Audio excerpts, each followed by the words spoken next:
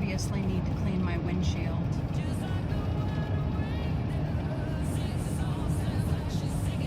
We are on our way to Mount Shasta.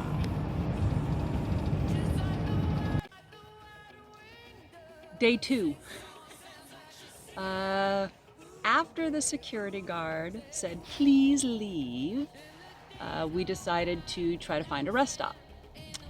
And ended up having our own version of the TV series Ice Road Truckers. The passes were clear. The pass was not the problem. We were fine. But when we saw a sign for rest area, we got off and it was not. We ended up coming down an immediate snow ice road without zero rest area in sight. As a matter of fact, we ended up driving into or towards what was probably like a salt or dirt reserve for salting the roads while they were slippery. Needless to say, I stayed at the top of the hill and my brother went down to the bottom of the hill and he made it. It was fine. God bless that truck and his ability to keep his head about him. But it was hairy and he said, stay here. So I did. And then I got a message that said, can you get yourself back to I-5? We got separated for the first part of day 2. As soon as that was over, we found an actual rest stop and slept for a couple hours. Then we drove all the way to Mount Shasta to see his friend, which is where the RV is parked currently. Now, we have to head out this morning to get ahead of the storm that they're about to have. But as long as we can drive for, I'm guessing, 4 to 5 hours, there won't be an issue. We will be able to get in and out, no problem. Let's see. Traveling with a sibling.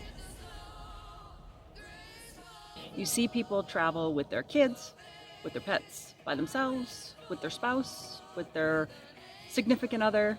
You hardly ever see anybody traveling in a tiny house, RV, fifth wheel, van life, whatever. You hardly ever see that with a sibling. He hates living in tiny spaces. So when we got here last night, he opted to stay in their guest room and I stayed out here by myself. Kept the furnace at about 60 degrees. Propane lasted all night. As you can see here shortly, my batteries lasted all night. So by and far, everything's good. The only thing that's kind of being a little wonky right now is the water pump. It is actually working, but it's making a grinding noise versus the low hum that it normally makes. So I don't know if something got knocked up against it. I'll have to look at that this morning. Other than that, that was pretty much day 2.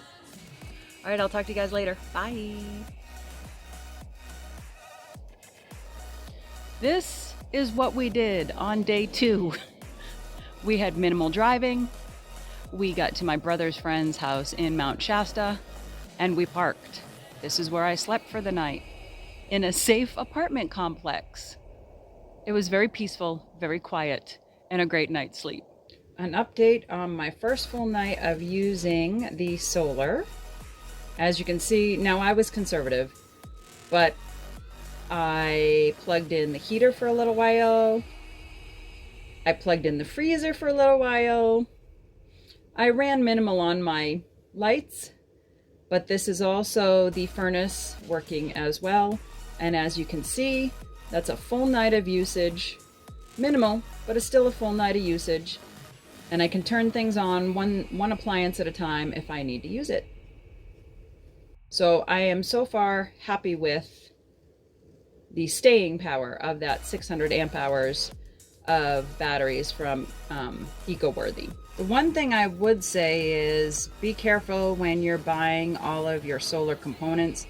As you can see, the monitor's Renogy, and that's working fine.